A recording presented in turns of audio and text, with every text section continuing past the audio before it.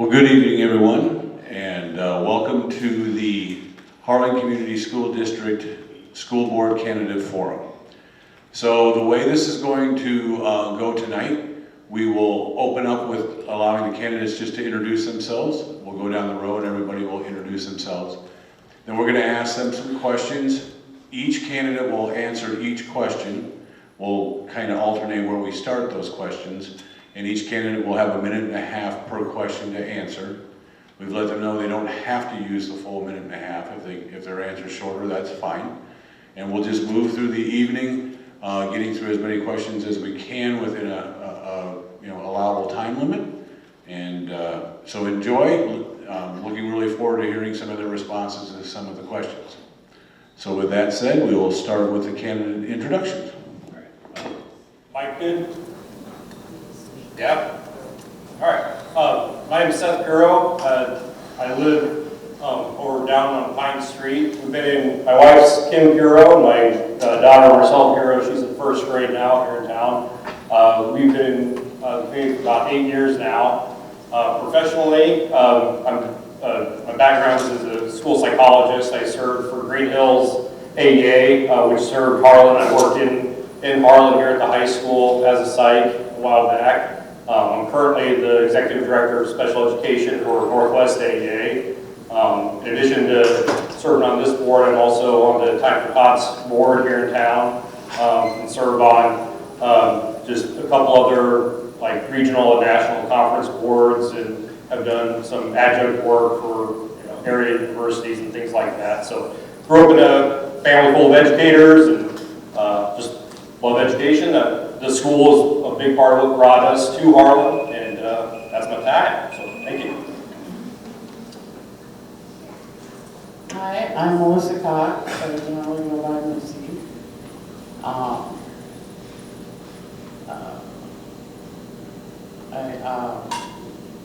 moved here from Sioux City about 4 years ago with my son, and a year later my mom sold her house and moved down. She lives with us. I currently I've worked at CDS since I came here 4 years ago, and we live on Cyclone, and it's about most of what there is to know about it.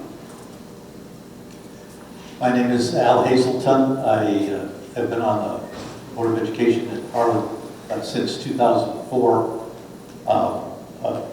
We moved here in 1984 when our sons were in second grade and kindergarten. Both sons have graduated from the Harlan Community Schools. Reason for running, this is somewhere around a $24 million corporation. There are 1,500 plus students here, a staff of 200 some, and it requires, I believe, some experience to be in this position. And since we had a couple of long-term board members that were not going to run again, I felt like I wanted to maybe keep some more experience at the table. That was the thing that really drove that. A lot of big things, good, positive, forward movement happening, and I'd like to see that keep going. Joe Hersberg. I've been in Shelby County for approximately 30 years. Raised 4 children, the youngest of which is a freshman in high school, and I've also got a senior in high school here. Then just celebrated 24-year anniversary yesterday with my wife, and I want to be on. I was appointed to the board last year during the COVID pandemic, and we needed someone to be from our district, and nobody stepped forward, and I felt it was my civic duty to help out where I could.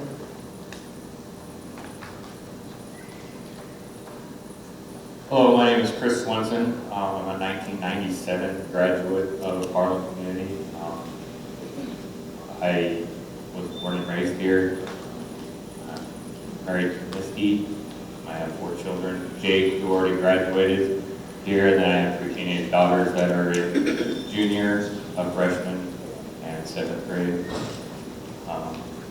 I am an automotive technician for a company down in Omaha, Nebraska.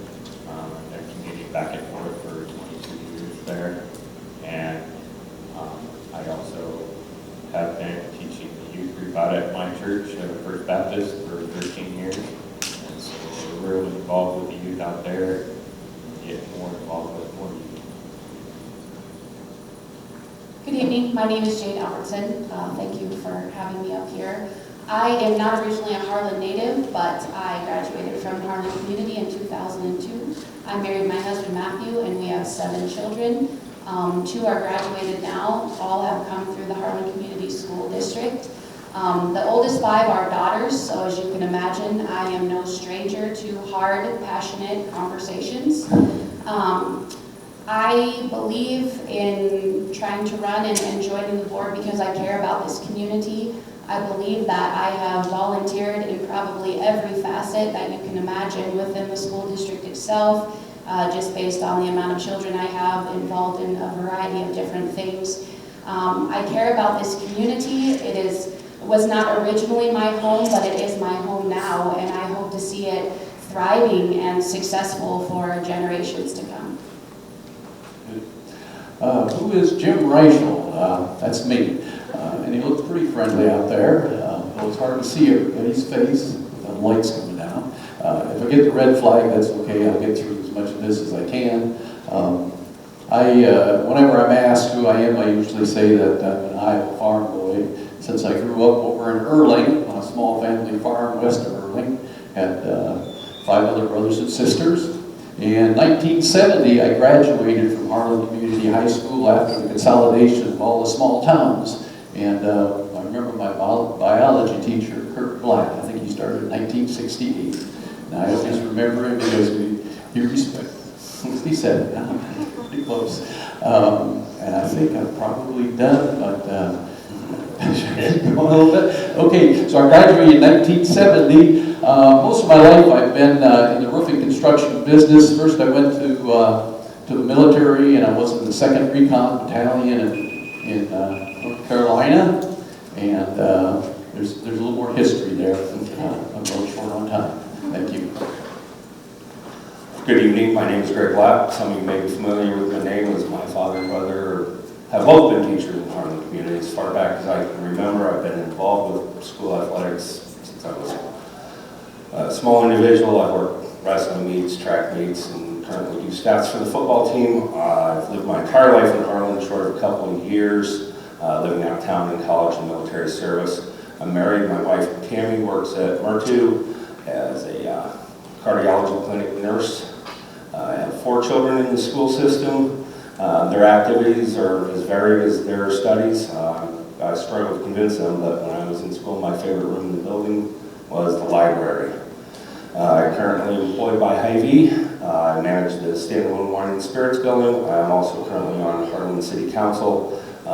These endeavors require the ability to budget, read a P&L sheet, as well as manage staff. I also am currently employed by the school as the 8th grade football coach.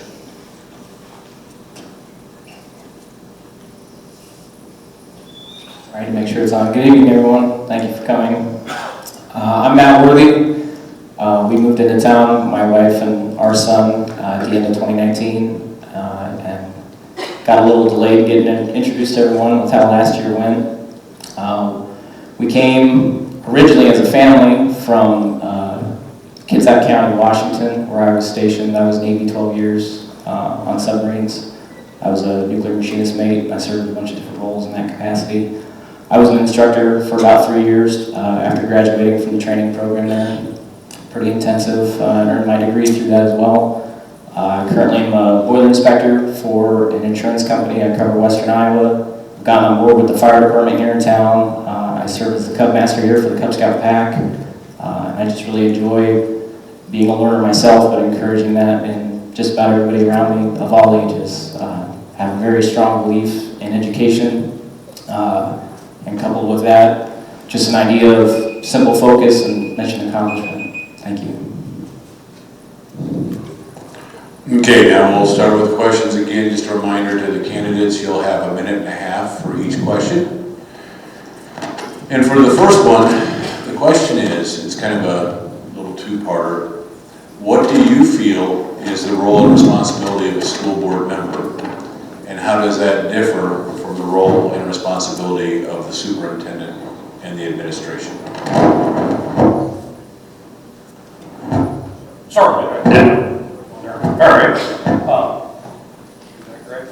So, on the first part, the school leadership, my mic cut out. Just grab the handheld from him. Still green. All right. Sure. So the superintendent is responsible for the supervision of 230 staff, and as Al pointed out, 1,500 kiddos. The school board is responsible for the supervision of one person, and that's the superintendent. And so I think that's an important distinction to make, and really make sure that we're hiring a superintendent and guiding through goals and feedback through the meetings that you have as a school board to ensure that those people who you've entrusted to exercise their expertise to lead a large organization forward, that's really the responsibility of the board. In addition, you have a responsibility to ensure that district resources are being allocated in a way that meets the needs of the current students, but also the future students, and being able to project out what those needs may be in an evolving landscape, so that all of our students this year and moving forward are ready for just being good citizens. With that comes the financial maintenance of the school and collaboration within the community to ensure that we're moving forward. So I think that's probably the primary responsibility of the board, and to put ourselves in a defensible position. Thank you.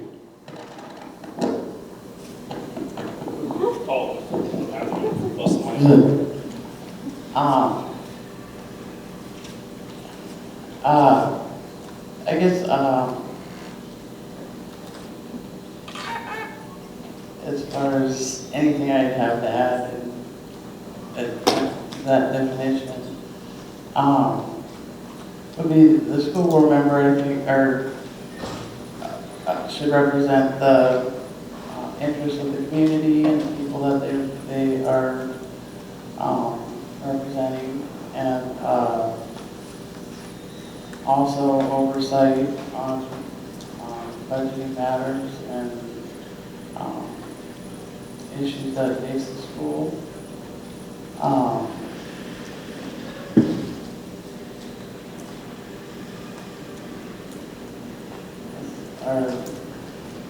That's about all I had to add to that. Thank you. The role of the school board, as Seth pointed out, is really to set policy for the school. We are a representative republic, so in our country, so we are elected by the public to study these things out and to learn what's the right answer as far as meeting the challenges. Ultimately, we want to hire a good superintendent who is an expert in education areas and an expert in making this an environment that's great for learning and great for staff. So the fiduciary responsibility of being on this board is huge. It's very important. Also, we have a duty to do some advocacy because the state legislature is the ones that really give us the lion's share of our money, so they should have some say. So we want to make sure that we're keeping them informed as to what the needs are for Harlan Community Schools, and work a lot with advocacy with our legislators also, because that will help out the whole public school concept. I think it's something that needs to continue to be alive, and it needs to continue to thrive in our culture. The role of the superintendent was stated fairly well. The day-to-day operations of the school district. While board members main purview is oversight of the superintendent. That involves accountability. That involves just watching over what is being done in our schools. We're also supposed to represent, as Al said, represent the views of the public, and I think that involves parental rights. There seems to be a bit of a push for the school to have more power over our children than we as parents do. And I think that's something that the school board needs to pay attention to. Thank you. I agree with that. Also with the oversight of the superintendent and the parents being more involved with the decision making instead of the school board making decisions without any feedback from the community. As far as where the money ultimately comes from, it comes from you guys. It comes from the taxpayers to the state. And so they're the first ones that need to be involved in helping with the decision. So that's basically why I decided to run, to try to get more involvement with that. And that's why I see the school board and their role in operating the school. I believe that every candidate's given a pretty good book listing of what it looks like as far as the role of the superintendent and how the board is supposed to be supportive of that. Allocating funds where they need to go, looking into the diverse needs of the student base. I also believe that we're at a really pivotal time in Harlan community. Maybe, not just specifically with the school, but I believe as a board that we have an opportunity now to help unify our community a little bit. I believe there's a lot of division right now, and I'm speaking from somebody on the outside. Obviously, several of these have been on the board, but it seems from the outside there is some division, and I would like to think that the right people for the board would help bring some understanding on both sides.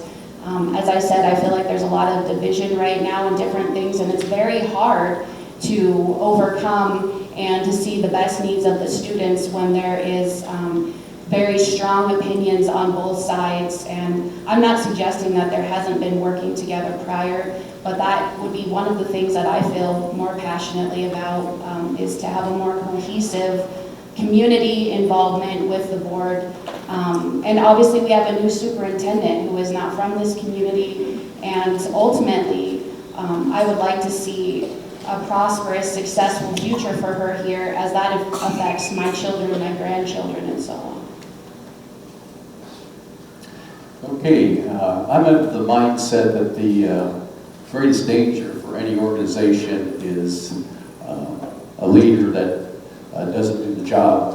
And Warren Buffett said just last spring in his last annual meeting that oftentimes what happens in organizations is you get a leader that is in favor with the board, but they don't know what they're doing. And so I'm very supportive of our superintendent. Until they don't do what they're supposed to do, we need to support them. And I think that's our major goal, is to have a good superintendent with people that work with that person and can make the decisions that need to be made. I'm not a great believer in micromanaging. Those folks are here 24/7 sometimes, or it's in their mind to run the community school, and we need to give them the chance to do that and make sure they're doing that. Thank you. I think the primary job of the school board is to work with the community to improve student achievement. We need to manage the superintendent, encourage education, review policy, budget, all those things. But our board also needs to be accessible to the public, first through transparency. Secondly, the ability to communicate with the public, hear and respond to the public's concerns. Our board needs to be accessible to the public so that we can build trust to accomplish our goals. Thank you. Yeah, great, well said. And Jade, I'm glad that you're running in my district. I was really encouraged a lot by what you said. Integrity and humility, and I can expound on that all night long, but I won't. I think those are two key characteristics for any human being, but especially when you're in a public office. The integrity to represent your constituency, to do the right thing no matter what the cost to you as the person, and the humility to accept the fact that it is a civic duty and that is coupled with the idea of duty, not reward. Our reward, I think the reward of the school board is to see the district prosper, to see our children receive quality education in whatever form that may take, and that they go on with an appreciation that, like I said in my introduction, that they learn every day. That should be the goal that we set forth.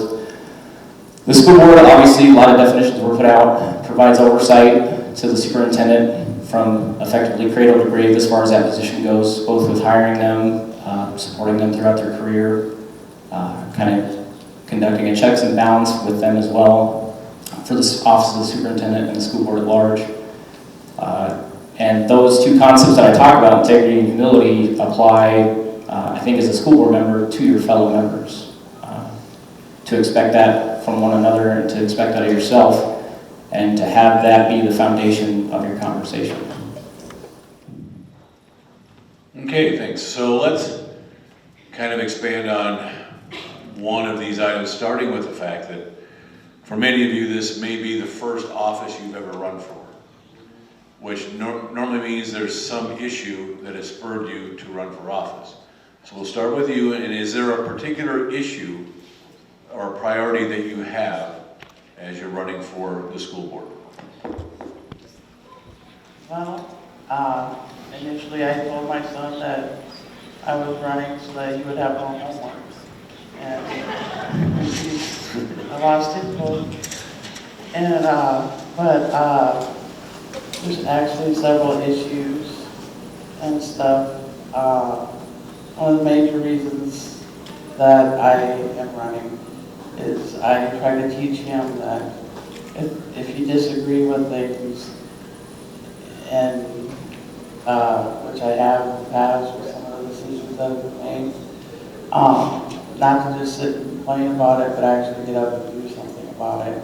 And so that's what I'm running, is because I disagree with some of the decisions that were made in the past. There's actually quite a few topics that critical race theory, comprehensive sex ed, that I feel very passionate about, and would hope that I'd be able to have some sort of influence on it if I were to be elected to the school board.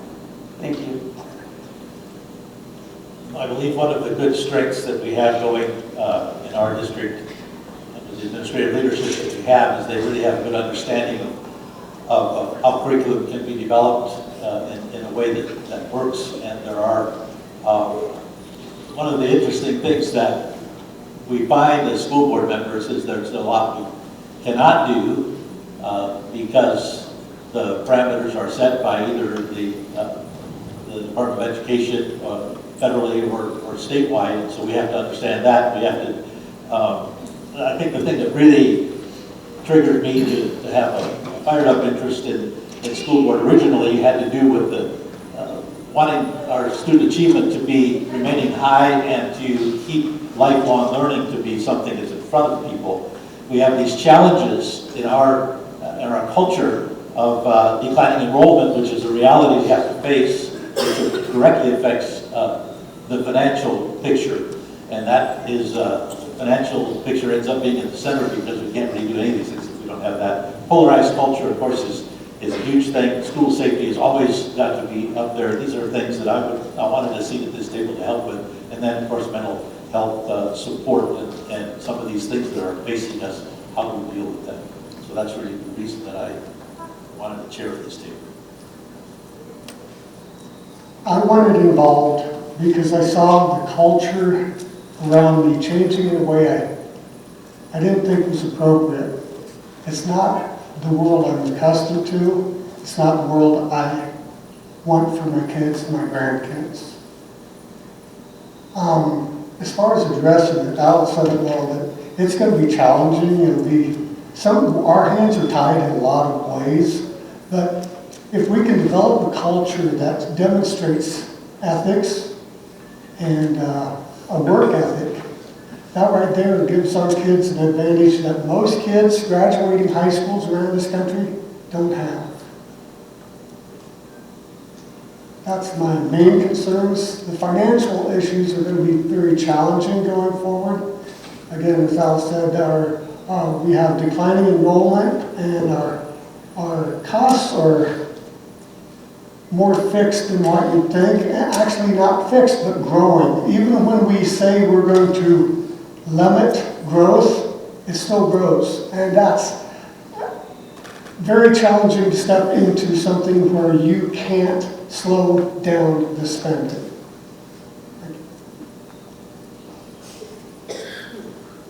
My biggest thing was I went to a few school board meetings and got a little bit more involved.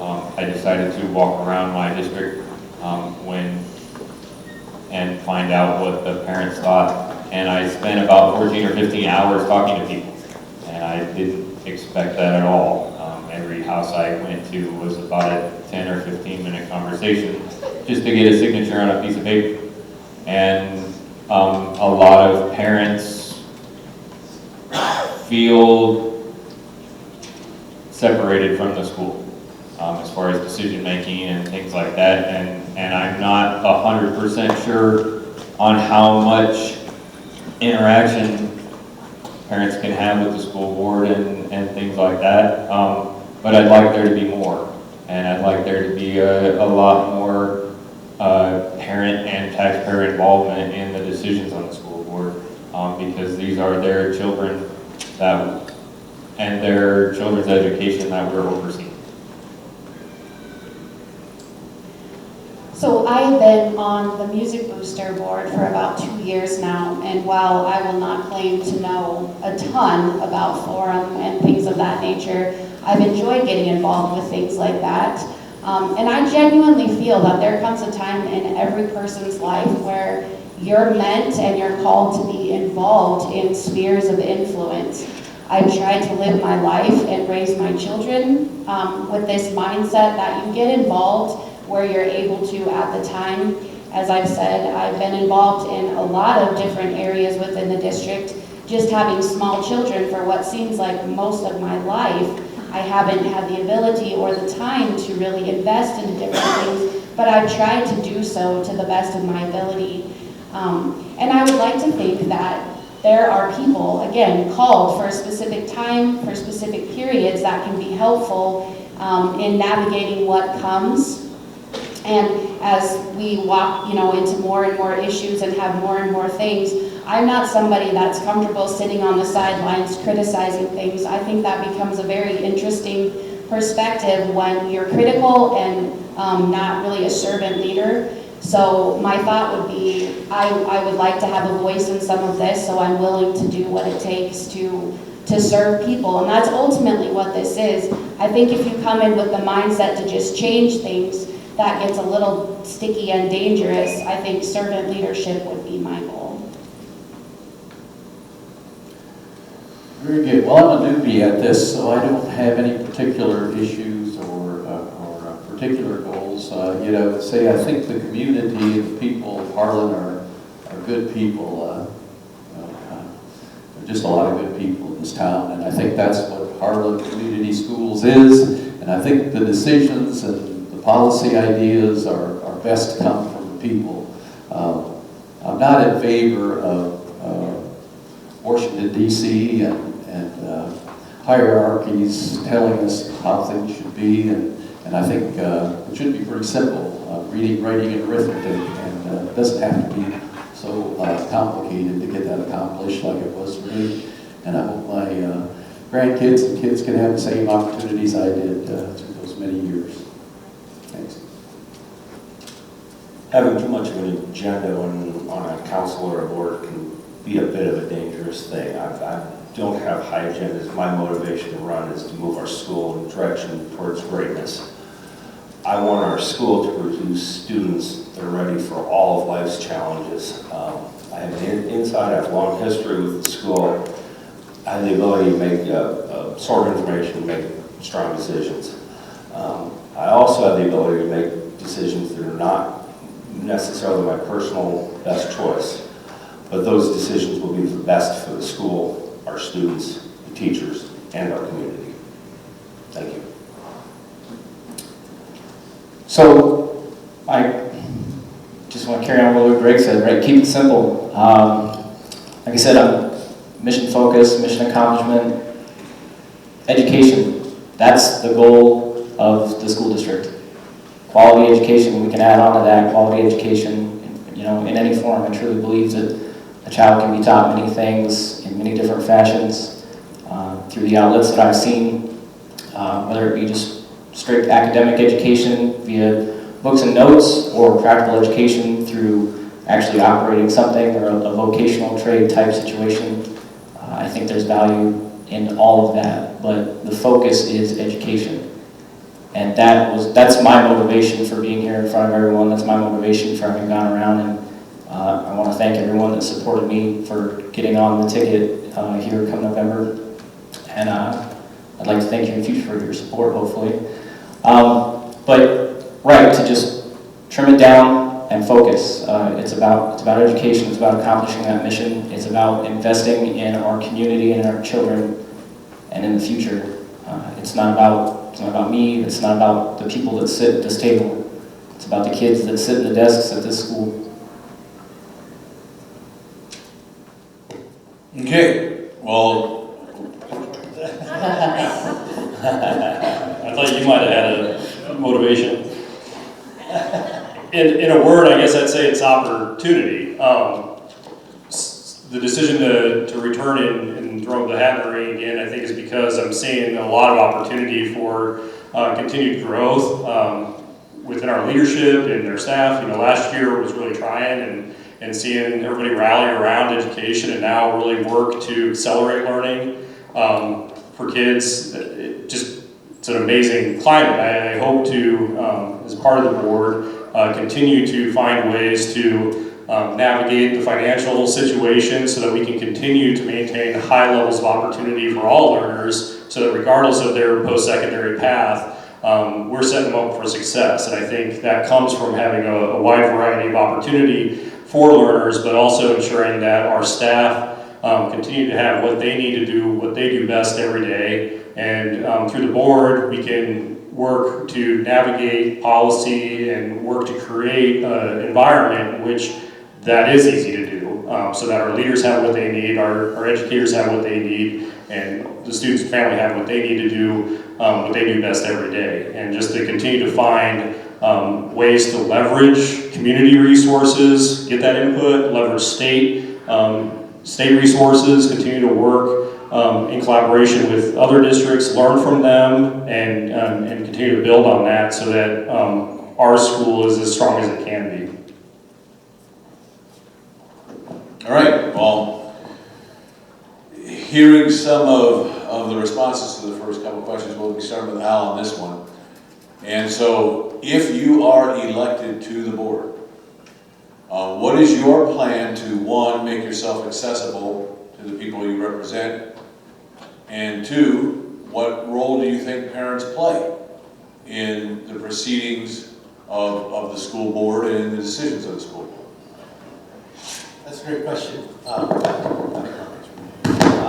In light of today's culture, a lot of people are asking those kind of questions.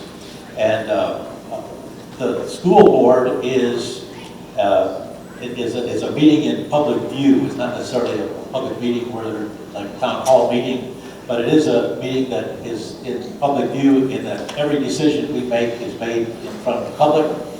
And I do get calls, and I hope that people will stay involved. Had some long conversations through the years when we get into difficult things with people wanting to express their viewpoints, and we need to hear that. We do open up a place in the meetings for public comment. It's somewhat limited in time, just to keep the meetings something that can be handled, but I encourage more people to do that. Parents have a big role in the decisions we make, and we have some important responsibility to make sure that the decisions we make can be, are correct, and that we make them because they are right, not because of who might have their feelings hurt or who might be against it. We constantly are working to make the right decisions for what's best for students. It's right up in front of us in that room to kind of be reminded of that concept. I'd like to focus in on the parents' role. Actually, not just the parents, but everyone's role. Involvement. A good parent will recognize an involved teacher is teaching their children. A good teacher will recognize that the parents are involved and concerned in trying to help the education of their child. When things don't go as planned and there's a problem, I want the parents to follow the chain of command. Talk to the teacher. When the teacher does not respond, I want them to take it to the principal. And if the principal doesn't handle it, the superintendent, and then come knocking on my door. I will be there for you because you are behind me, helping me do this. If the parents are involved, then the board has the authority to step into the role of leadership. Thank you. I think when a parent takes time out of their day or their evening to come up here and prepare something to speak to the school board, we really need to pay attention to what they're saying. And if that issue they feel passionate about seems to be community-wide, then that needs to be on the agenda. And it needs to be talked about, and their decision needs to be made about it. I will be accessible to anybody. I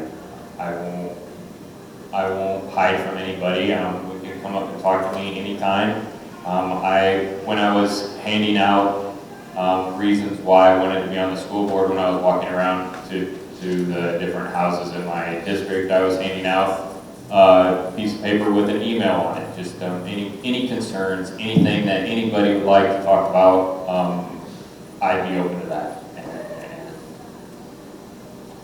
As far as the chain of command thing that Joe said, absolutely true. Anybody's welcome to come to my house and talk to me about it, or meet me in the store. I can make time, and because that's what this is about. It's about the children of this community, and everybody's voice needs to be heard about.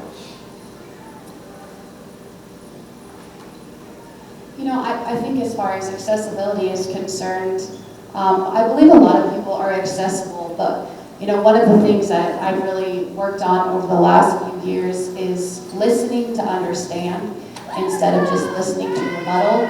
I'll be honest, sometimes, you know, with a personality that I don't often feel conflict. I enjoy hearing differing opinions. I enjoy discussing things that I feel passionately about versus things that other people feel passionately about. But that would be one of the biggest things is I enjoy listening to other people's point of view and perspective. Ultimately, I believe that we have to represent, a mixture of that. We have to represent what we believe as a core value, if that is the case, and also what we've heard from people. I think you're only as accessible as you're willing to listen. You know, I could hear 45 people talk, but if I haven't really tried to process what they've said and taken that to heart, then I'm not sure how helpful it is to be accessible. Also, I think that we all need to be working together for the common good of a student. I'm kind of a traditionalist in the fact that I would like families to be raising their children and for schools to be helping raise children and seeing them. But I believe we're seeing a decline in that in our society, and I think schools across the board are having to take different approaches, learn new things, because we're doing more than just helping aid in growing children. To be honest with you, I'm having a little difficulty with the problem, with the question. Maybe it's because I'm a newbie, but when you work on a board should be together as they walk into the community. I know we don't always get our way, but it just doesn't make sense to me to have board members going out and having a lot of different discussions. We need to support what the group decides and empathize with people. The other thing I'm having a little problem with is the idea that parents have a role. I think it should be reversed, where the school has a role to listen to the community. And the impetus should be on this board and upon the school, the superintendent, to represent the community. And the parents have more than a role. They are the school, they are the community school district. We represent them, and it just seems absurd to me that this word should even be used, that they should have a role, because they are what we are.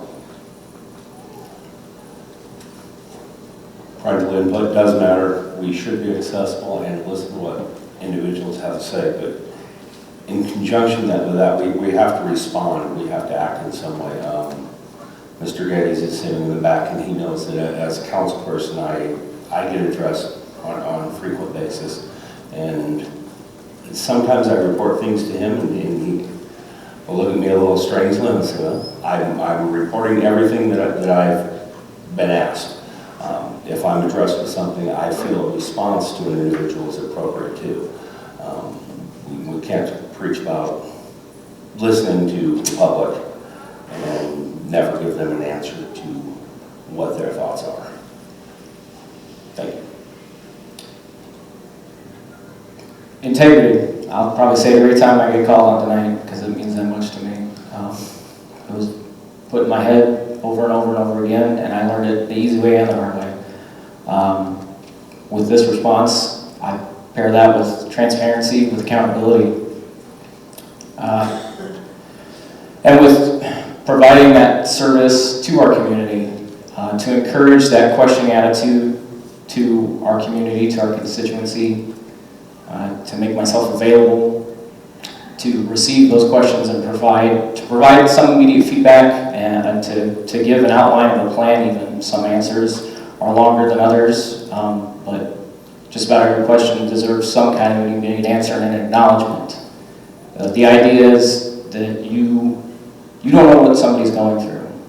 You don't know what they see. You don't know how they see it. So to understand it, you need to actually take that in, take that on board. Everybody uses the term active listening, but take it inside your decision-making process, because the board is making the decisions based off of that input and then trying to process it as a group with the superintendent and to an extent with the faculty, again, to provide this corporation, this service to our children, to our students, to our future. So transparency and accountability with, again, as always, forever integrity.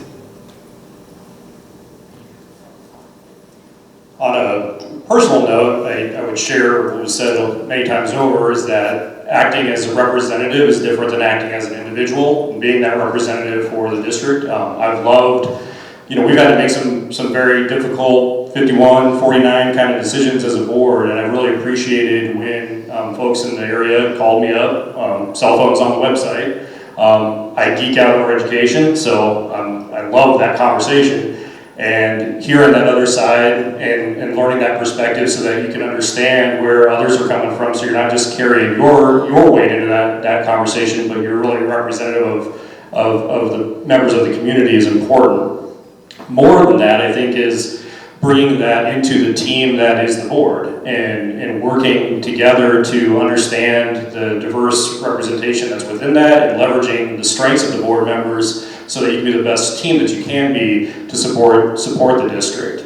And in addition to that is leveraging what the board can do within the community. So we have, for example, one of our 4 goals is around engagement, and we've seen over the last couple of years acts to try and bring in community input in structured ways and informal ways, and just I would hope whoever makes up the board moving forward that continues to be a very important part of the board work, and create those formal opportunities for engagement.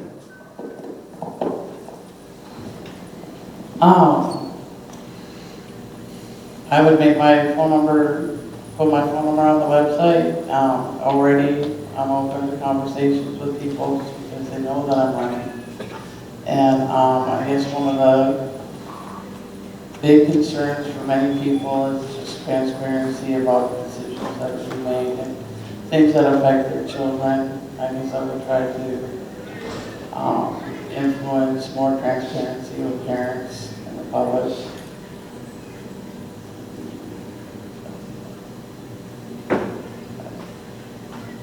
That's how I would try to be more open to make myself accessible to other people and their concerns.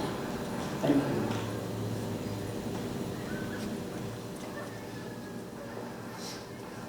So when you run for office, I mean, as you're asking somebody to vote for you, it's almost kind of like a job. You know, you're saying, hire me. I want to do this job. So what experiences and skills have you had in the past that prepare you to be a board member? Start with you, Joe. Thanks, Todd. What experiences have I had that would prepare me for the board? I've had a wide variety of experiences throughout my life. I started off with very humble beginnings. I went to a Lutheran school out in the country, a two-room schoolhouse, kind of a throwback for my generation. Grew up on a farm. One of the rites of passage was the first one into the corn crib. I've worked quite a variety of jobs. I've worked with a large variety of people. I think my number one asset is the diversity of thought. I see things from a perspective that most people don't see. My wife accuses me of not seeing what everybody else does, but I have a unique way of vision. That's what I bring. Thank you.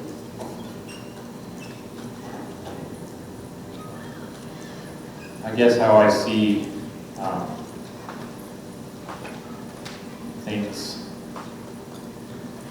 I try to look at it as far as my experiences. I have been down in the same job that of fixing cars for 22 years, and I've seen a lot of managers come and go down there, and every time that happens, the lead tech in the shop has to cover and tell the new manager gets trained, and so everything has to be put on their shoulders. And so I've got experience in leading without being in charge, and that has done a lot for my humbleness, as far as not having the title, but having to do what you're supposed to do in order to get the job done, and lead the other people that are there. That's mostly my experience in leading. I feel like everybody answers these questions really well. I am a nursing school dropout, and I'm the longest running undergrad student you have ever met in your life because of the amount of children I have, so I appreciate taking online classes when applicable and available. Someday, perhaps, I can say I'm educated in a certain area. At this point, I think some of the strengths is I'm not afraid of much, and that includes saying I don't know. But I am a lifelong learner. I appreciate that. I think we are only as applicable as what we're willing to learn. I also feel like I can make relationship in the community with just about anybody. You and I may disagree on every single facet there is, yet if you were to call me the next day and need a casserole brought to your house, I would be absolutely the first one to do that. I appreciate relationship with people above being right. That being said, I'm also passionate about different things, and I personally am inspired by leaders who have somewhat of a backbone, and even if I don't agree with them, I appreciate that they'll stand for what they believe in, and that they'll be honest. You probably, I'm honest to a fault in a lot of areas. I am learning to season my words more gracefully. That doesn't always happen, but I am trying to do that. And so I would say, also just wanting to serve the community. Okay, this is a continuation of my introduction. After I got out of the Marine Corps, soon after I started a construction business with my partner Bill Liveligood, and we were in that business for some 25 years. And if somebody asked me, I'd say I am a roofer. That provided me a good income and living for many years. In the meantime, I've had a dozen, probably 24 different companies that I've owned or been a partner in with various different partners over the years. If you'd ask me who I am, I'd also say I'm a family man. I raised my children over in Dunlap, Iowa, in Harrison County, and met my wife in 1970, and so it's been over 50 years, so that's a good thing. And so family is very important to me. Educationally, along the way, I did get a Doctor of Business Administration degree, a PhD in Business Administration, and a Master's in Divinity. I taught for 9 years an evening class for Buena Vista University, and a few years ago I taught economics for Buena Vista University. So right now my favorite thing to do is my Sunday school class at the church. Thank you. My most recent history that would be pertinent would be serving on city council. In that endeavor, you work as a group of 6 individuals, so somewhat similar to this. We work together to get outcomes that we see are best for the community. In the last 6 years, we've put the city of Harlan through great changes within City Hall, changes for them for much better. In that endeavor, we work with budgeting. I do, if elected to this board, I do have an exit strategy.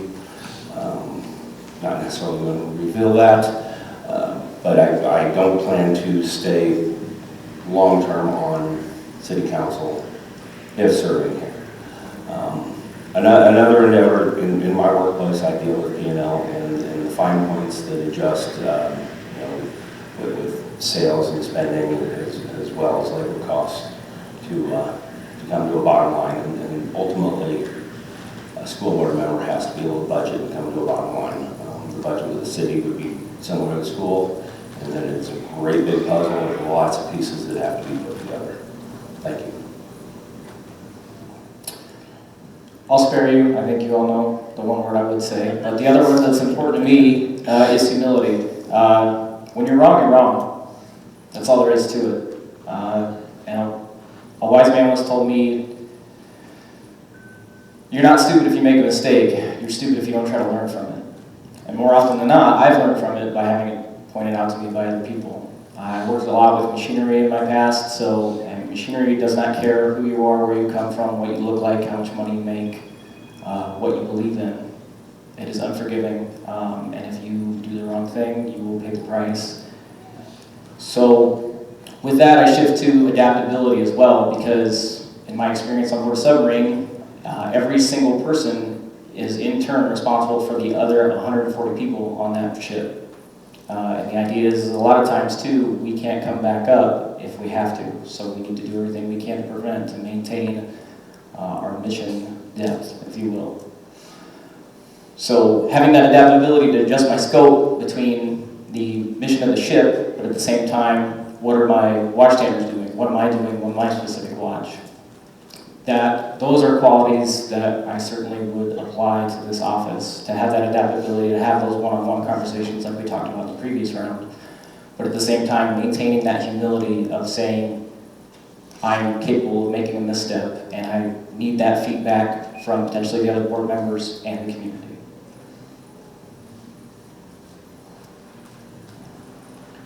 it's not a job, it's servant leadership. And so in my mind, I think it's a different category of responsibility. The reason you show up to board meetings and why you engage in facility work and things like that is very different than why you might show up to a job.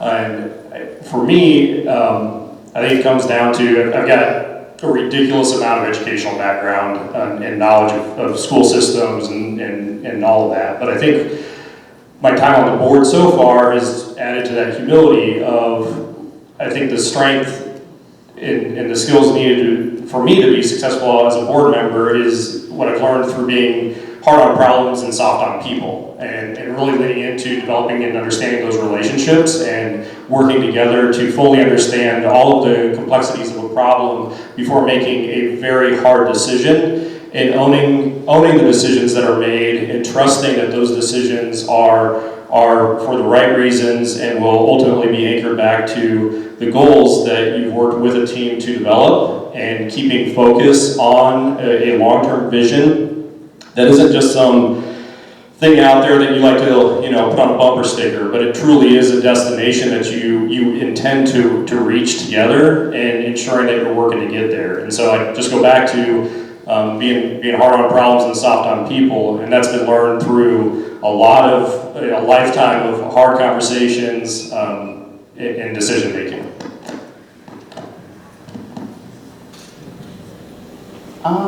My qualifications would be, I think my primary one would be just being a mother of a student. I'm an average hourly worker.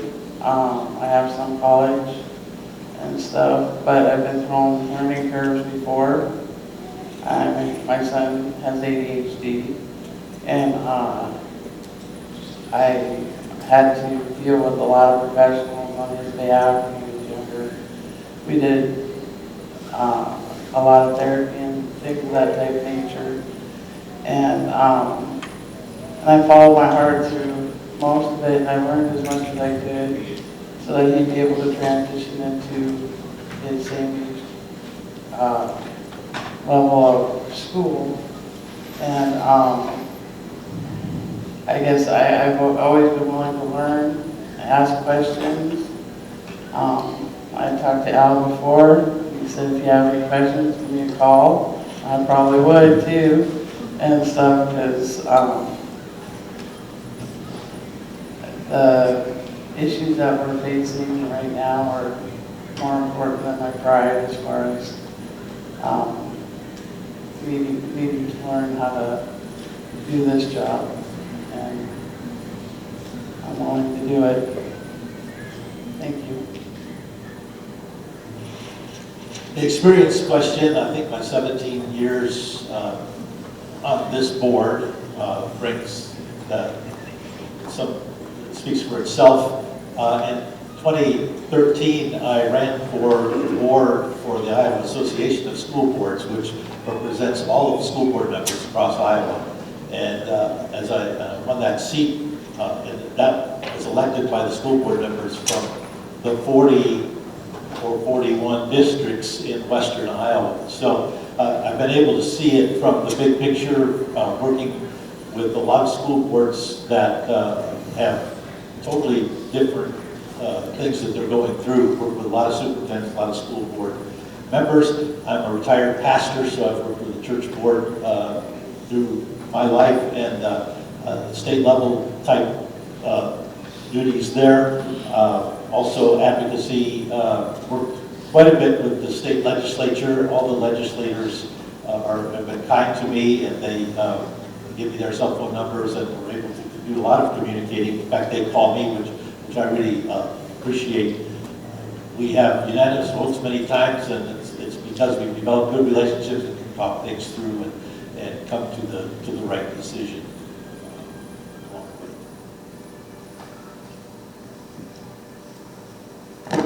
Okay.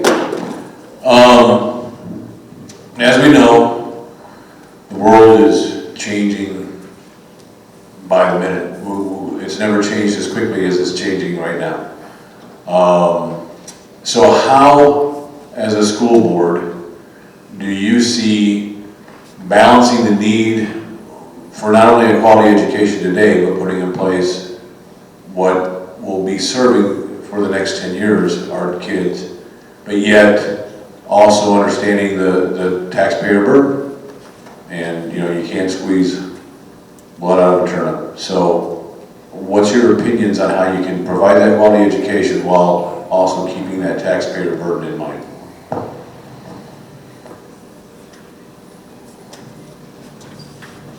I think it has to be with the taxpayers first.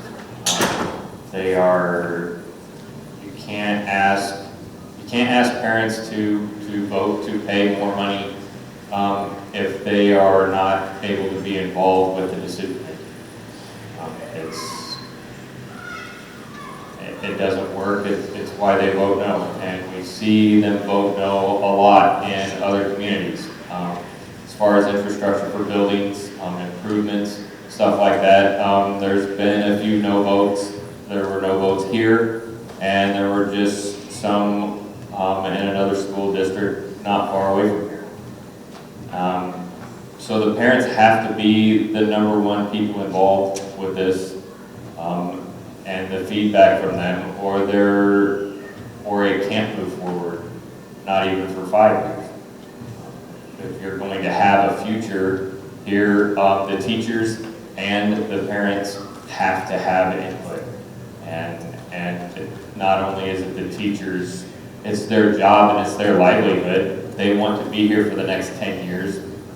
We have to listen to them and their concerns about what's going on in the school, along with the parents and the taxpayers. I think that's a difficult question on many levels. In deciding to run for school board, one of the things that I did was reach out and talk to several members of administration. And I asked them what they thought the 3 largest issues were facing the district currently. And unanimously, I did not talk to every administrative member, just a few. And unanimously, their biggest issue was they thought that infrastructure was one of the biggest challenges facing the school district. I'll be honest that, working on the Music Booster Board, obviously we're operating between a $50,000 and $60,000 a year budget. That is not necessarily anything compared to what the school is working with. But I see the need all over the place. I wish I had the answer of how to solve it. I partially agree with Chris that taxpayer money will have to be a part of it. We've discussed different things as far as grant writing. I think there's opportunity in that sphere specifically. That takes some work, that takes some effort. I've seen that on our Music Booster Board before. And I think it does take community involvement as well. We're all aware of, like Chris alluded to, the school district that their their tax proposal was just shot down. I know one person out of that school district said that they thought it was exactly that, what you alluded to. They didn't think they would have much of a say in how the funds were being spent. Okay. You might not guess this, but fiscally, I am sort of a Dutchman. And my favorite saying of late is, enough is not too little. And so that's why I look at it. Sorry. Oh, you're fine.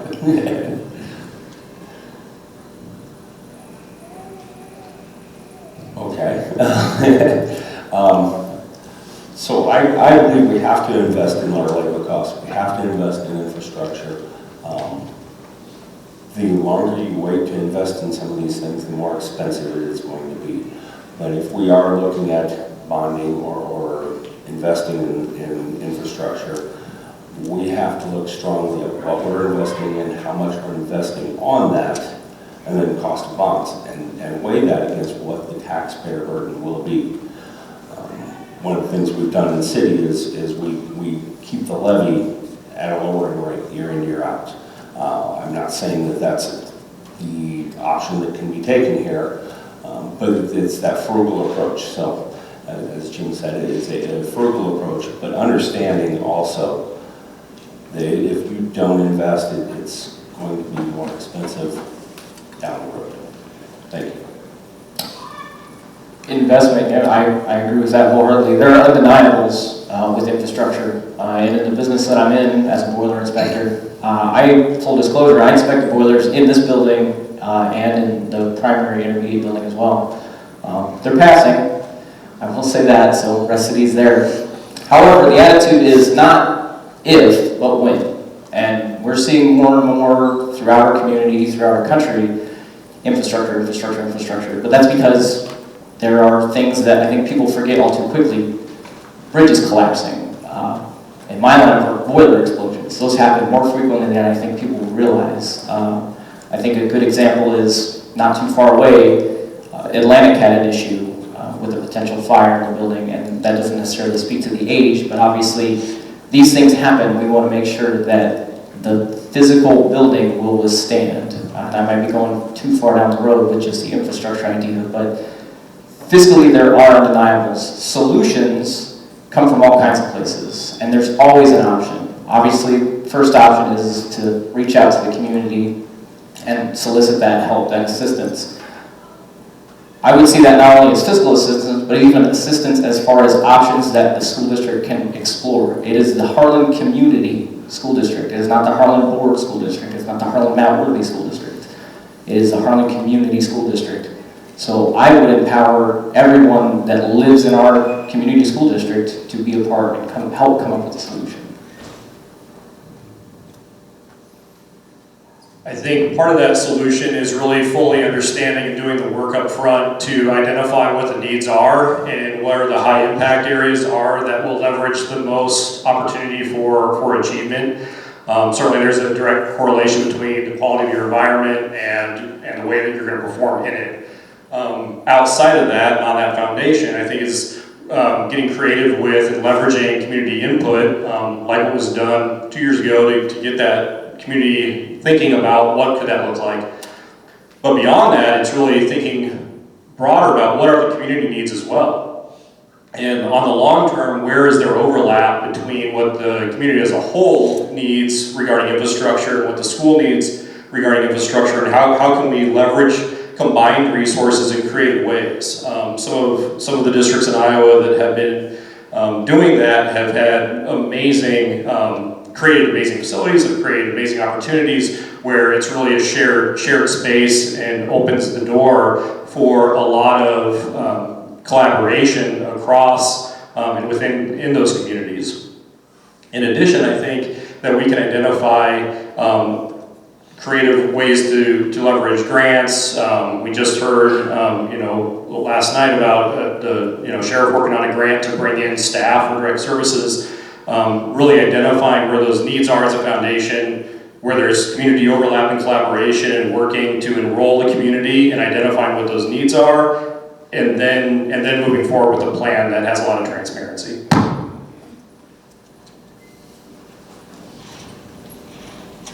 I guess, or that was a lot of, I was thinking that creative ways or different ways of looking at things and being vigilant about seeing how other people in similar situations are dealing with the same budget crunches. Because there's going to be, I believe that we're heading into a time where that's going to be a huge issue for many people across the country. And if we keep our eyes open and stuff, and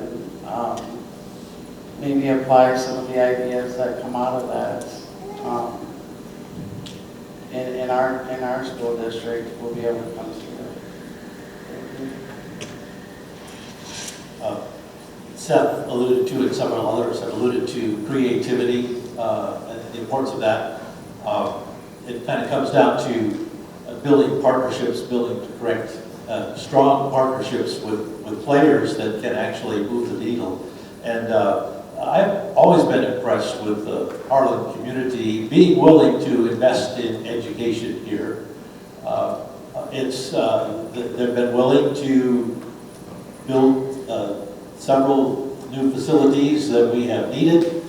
Just in 2019, you passed the PEPL levy and the ISL levy, which will, for the next 10 years, really give some infrastructure that's really needed. And so having that that kind of support in the community says good things about our future. We want to keep the levy, of course, as low as possible, but with declining enrollment, what we've learned this year is that it had to go up a little bit. But also, I serve on the foundation board, the Harlan Community Schools Foundation Board, and that's one of the great partners that's working with some of our local businesses to find creative ways to assist public education. It's fun to watch how that's working in some of our schools. Stole my thunder again. Yeah, the local partnerships is something that I think is very useful. Getting Iowa Western Community College involved with us, getting Conductix is working with us for the shop classes and upgrades there. I also think that we are currently taking steps in better maintenance of what we currently have in order to prolong what we do have.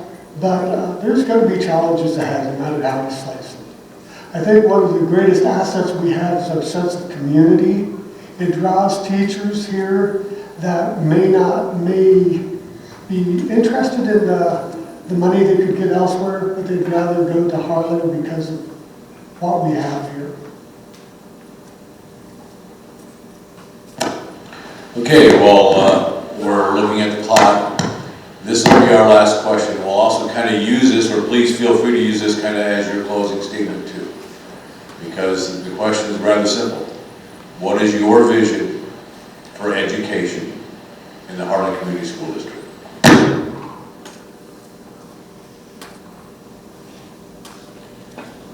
I would say my vision for education in the Harlan School District is to continue to do our best to serve students as individuals. I think that's one of the best things. Being somebody that's not from this community and coming in high school, I really felt like Harlan did a very good job of recognizing people as individuals.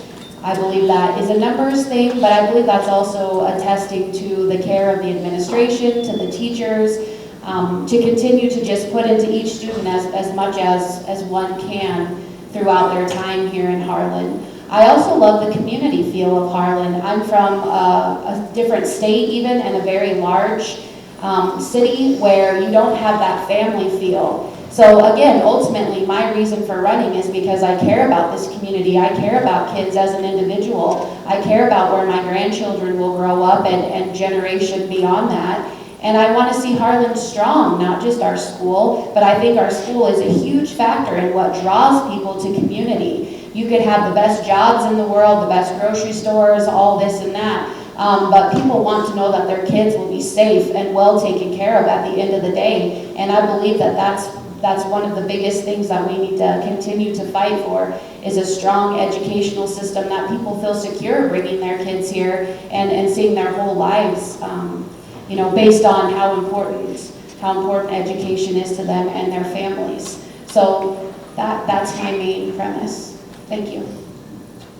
Well, if the good people of the district would be so good as to vote for me, I see my vision as a member of a board that votes and votes on good decisions. And I believe that's the main purpose why each of us are sitting here. And despite whatever rhetoric or what we might say, I imagine the voters have a pretty good idea of our backgrounds and what we stand for.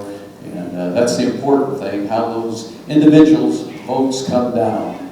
I don't see it as something complicated. I've run many businesses and been on, right now I'm on the York College Board of Trustees since the 1980s. It's just a matter of making good decisions, simple decisions. It's reading, writing, and arithmetic, and it doesn't have to be complicated, although that is the tendency of many these days.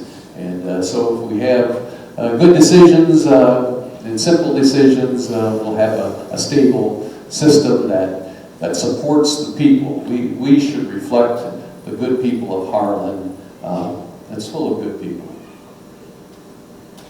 I think first, as a community, we're pretty lucky because this is an incredible group of candidates, and I could sit here and listen to all you guys talk for 3 hours, but my daughter's playing volleyball and I want to go. The goal of the school board should be develop a clear vision. We need to have high expectations for quality teaching and learning. We need to support strong student outcomes, continue to strive for greatness in all our endeavors within our school. If we create lofty goals and expectations, we will receive in-kind results. Thank you. To an extent, just about every decision I make is for my 2 kids, my 3rd grader, my 5-month-old there. And obviously, I hope that they have their entire academic career here at Harlan Community. And that's my motivation for my involvement, because I believe that in this situation for a school board, the focus should be education, but with the foundation of making those decisions based off of logic and reason, not self-aggrandizement, not emotion, and not as an individual. Make those decisions as a board, make those decisions as a community for the investment and the betterment of our children and our students. With my nuclear power background, my STEAM background, again, logic and reason are undeniable. That equipment does not care for any of that stuff. And those are the things that we need to help our kids focus on, is to work as a community, to value education, and to have that, I'll close with, to have that personal integrity and humility, and that those are key characteristics. To teach that character and to support them academically.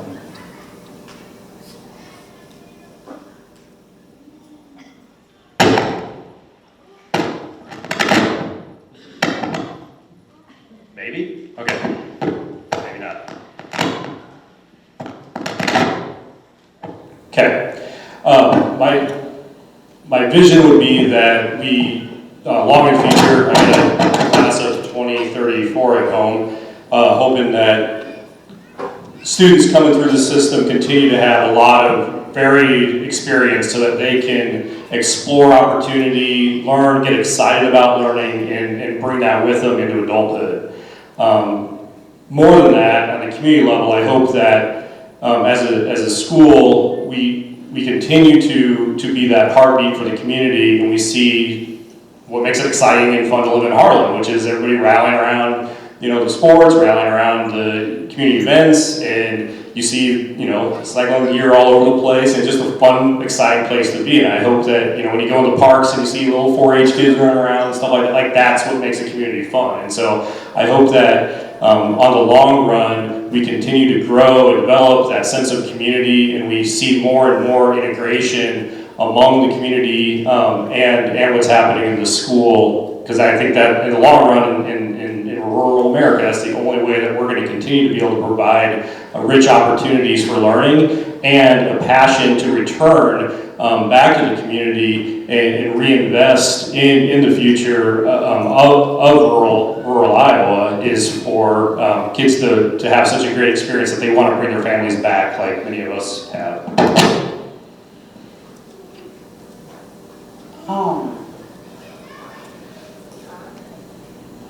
I guess my vision for this community, I think Harlan excels at sports. My son loves it.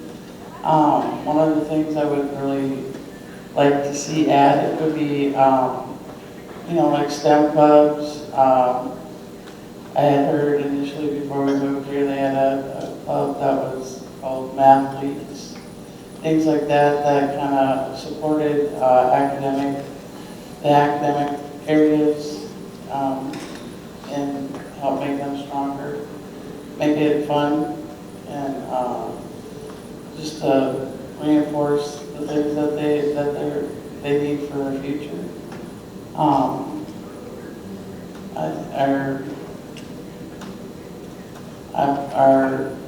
I just believe in supporting that, and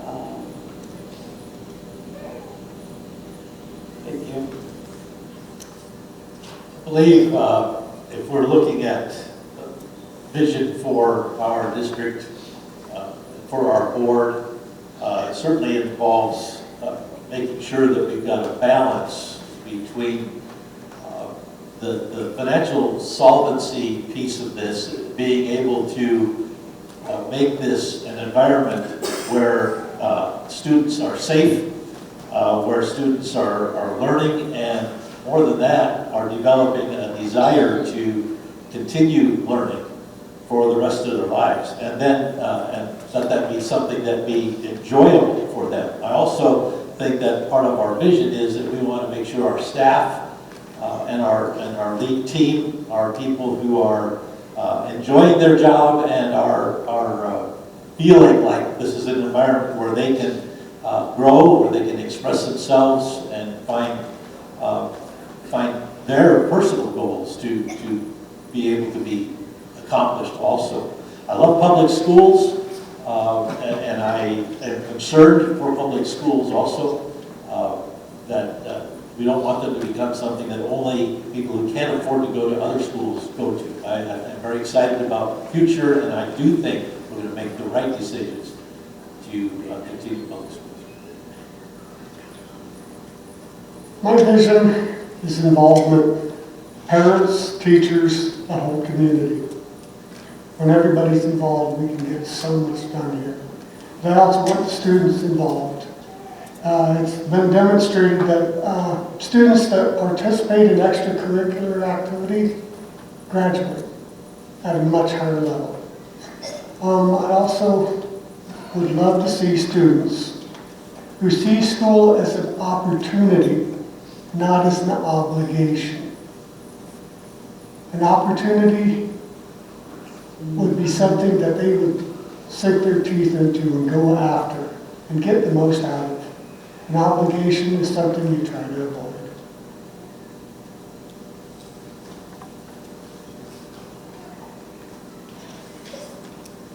I think kids learn easier and better when they know that people care about them. I've taught youth group at my church for 13 years, and I've made a lot of really close relationships with a lot of kids. And the only reason I've been able to do that is because I showed them that I cared about them. My wife is from Omaha. She went to Omaha Public Schools, and you can get lost there as a kid, but you don't. But it's a lot more rare to get lost here.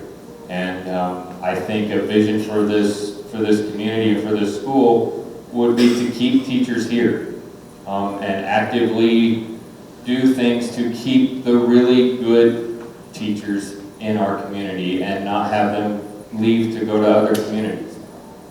Because the longer they're here, the more relationships they build with the kids, and it makes it easier for those kids to learn, and it just makes for a better environment for the kids in their learning, and it helps them when they graduate and they go off to college and to life. They remember these kids.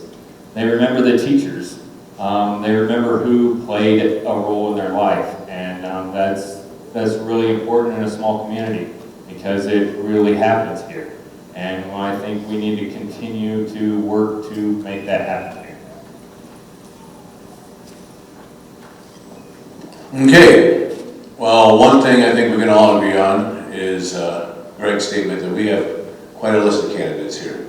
Something to be very proud of for the community. So let's give them a hand.